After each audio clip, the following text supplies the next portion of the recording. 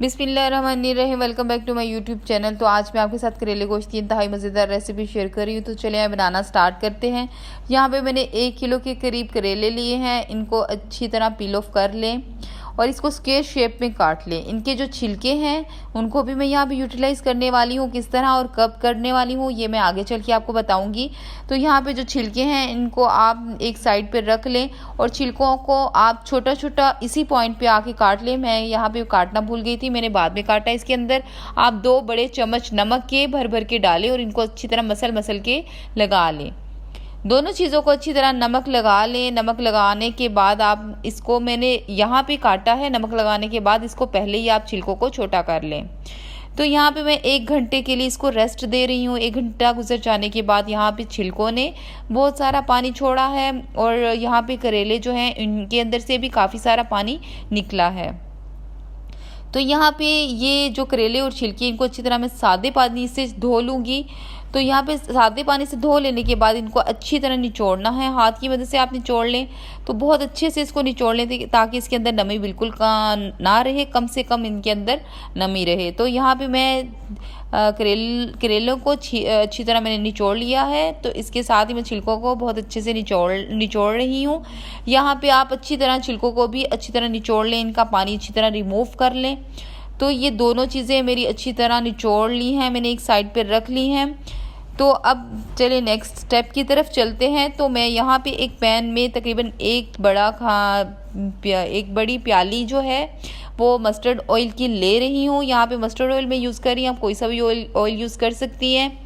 तो यहाँ पे मैंने मस्टर्ड ऑयल के अंदर करेले जो हैं उनको डाल दिया है और करेले जो हैं इनको अंदर डाल देने के बाद आप इसकी फ्लेम को बहुत मीडियम फ्लेम रखिए, हाई बिल्कुल भी मत करें। तो इनका जो कलर है वो मैंने ज़्यादा गोल्डन ब्राउन नहीं करना, बिल्कुल लाइट गोल्डन कलर इनका करना है। करेलों का लाइट गोल्डन कलर आने दें और इसको बाद में स्ट्रेनर की मदद से इसको हटा लें, इसका ऑयल बिल्कुल, और इसको किसी ट्रांसफ़र कर दें, किसी बर्तन में ट्रांसफ़र कर दें। सेकंड, आप इसके अब जो छिलके थे उनको अब इसी ऑयल में आपने फ्राई करना है। तो ये जो छिलके हैं इनको मैंने मीडियम आंच पे इनको फ्राई कर रही हूँ, बिल्कुल भी तेज़ आंच नहीं होनी चाहिए। मीडियम फ्लेम पे आप इसको फ्राई करें, बहुत अच्छे से इसका कलर आने दें। यहाँ पे मैं इसका गोल्डन कलर आने दूँगी, इसको भी मैं स्ट्रेनर की मदद से एक साइड पे हटा लूँगी। ये मस्टर्ड ऑयल है इसलिए इसके बबल्स बन रहे हैं, ये बिल्कुल भी हार्मफुल नहीं होता, ये सेहत के लिए बहुत अच्छा है। आप भी ज़रूर खानों में मस्टर्ड ऑयल ही यूज़ किया करें। तो यहाँ पे मैंने इनके जो छिलके हैं वो एक साइड पे रख दिए हैं। तो यहाँ पे ऑयल ज़्यादा है तो मुझे इस ऑयल को किसी बर्तन में हटा लेना है। मैंने सिर्फ तकरीबन 2 से 3 खाने के चम्मच जो है ऑयल लेना है। तो यहाँ पे मैंने 2 से 3 खाने के चम्मच जो थे वो ऑयल लिया है। उसके अंदर एक मीडियम प्याज डाल के थोड़ा सा इसको कलर आने देने तक पकाया है। तो यहाँ पे जैसे ही प्याज का कलर थोड़ा सा लाइट गोल्डन कलर आ गया, इसके अंदर मैंने जो चिकन है वो डाल दिया है। चिकन जो है अपनी मर्ज़ी से ले लें, कम या ज़्यादा भी ले सकते हैं। यहाँ पे मैंने तकरीबन 1 kg के करीब चिकन है। तो यहाँ पे मैंने तकरीबन एक चम्मच बड़ा चम्मच भर के लहसुन अदरक की पेस्ट डाल रही हूँ चिकन के अंदर। तो चिकन के अंदर लहसुन अदरक की पेस्ट के साथ इसको अच्छी तरह भूनें, इसको अच्छी तरह कलर आने देने तक इसको पका ले। साथ इसके अंदर मैंने टमाटर जो हैं वो भी डाल दिए हैं, 4 से 5 अदद सब्ज़ मिर्चें भी डाल दी हैं। टमाटर जो हैं इनको अच्छी तरह इसको थोड़ा सा नरम होने तक पकाएं। मसाले ऐड करें, मसालों में सुर्ख मिर्च डाल दें 1 चम्मच, हल्दी पाउडर इसके अंदर आधी चम्मच डाल दें, नमक जो है वो 1 चम्मच डाल दें और जो ज़ीरा है वो भी 1 चम्मच इसके अंदर डाल दें। सूखा धनिया जो है वो भी 1 चम्मच इसके अंदर डाल दें। बस यहाँ पे ज़्यादा स्पाइसेस इसके अंदर नहीं डालेंगे।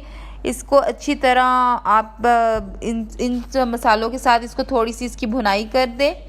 तो इनके थोड़े से मसाले डालने के बाद इसके अंदर 1 कप पानी का डाल दूँगी ताकि जो चिकन जो है वो भी अच्छी तरह गल जाए और जो टमाटर जो है वो भी अच्छी तरह सॉफ्ट हो जाए। साथ ही इसके अंदर पानी डालने के बाद मैं इसके अंदर जो प्याज है, 2 बड़े प्याज मैंने काट के रखे हुए थे वो इसके अंदर शामिल कर दूँगी। तो साथ ही मैंने प्याज इसके अंदर शामिल कर देने के बाद इसको अच्छी तरह मिक्स किया है और साथ इसको कैप कर दिया है ताकि ये अच्छी तरह गल जाए। यहाँ पे मैं अब आपको बताने वाली हूँ कि मैं इनके छिलकों को किस तरह यूटिलाइज़ करूँगी। तो यहाँ पे एक मैंने बर्तन में, किसी भी आप बर्तन में इसको छिलकों को ट्रांसफ़र कर दें। तो इसके हम एक अलहदा सालन बनाएंगे। वो किस तरह बनाएंगे वो मैं आपको नेक्स्ट रेसिपी इंशाल्लाह ताला बहुत जल्दी ही अपलोड करूँगी। इसके नेक्स्ट डे ही मैं इसकी रेसिपी भी अपलोड कर दूँगी। तो ये जो छिलके हैं इनका, और ये जो थोड़े से मैंने इसके अंदर करेले डाले हैं, उनको मैंने एक टिफ़िन में डाल के फ्रीज़र में रख दिया है। आप चाहें तो इसको कई महीनों तक भी स्टोर करके रख सकती हैं। तो यहाँ पे हम दोबारा से अपने गोश्त की तरफ आए हैं। तो गोश्त बहुत अच्छे से गल चुका है, बस हमें इसका पानी खुश्क करना है। तो मुझे नमक थोड़ा सा कम लग रहा था, मैंने हाफ़ टी स्पून इसके अंदर नमक डाल दिया है और ऐड किया है।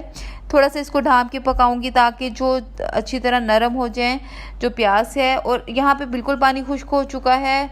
तो यहाँ पे मैं इसके अंदर इस पॉइंट पे आके इसके अंदर करेले जो हैं वो शामिल कर रही हूँ। करेले शामिल कर देने के बाद इसको अच्छी तरह हिलाएं और इसको ढाँप कर थोड़ी देर के लिए पकाएं। तो यहाँ पे जो देखिए बहुत अच्छे से मैंने इसको ढाँप कर पकाया, तो माशाल्लाह अल्हम्दुलिल्लाह बहुत मज़ेदार और बहुत अच्छे से करेले गोश्त की रेसिपी तैयार हो चुकी है। और आपको अगर मेरी वीडियो पसंद आई तो लाइक करें, सब्सक्राइब करें, दोस्तों के साथ शेयर करें।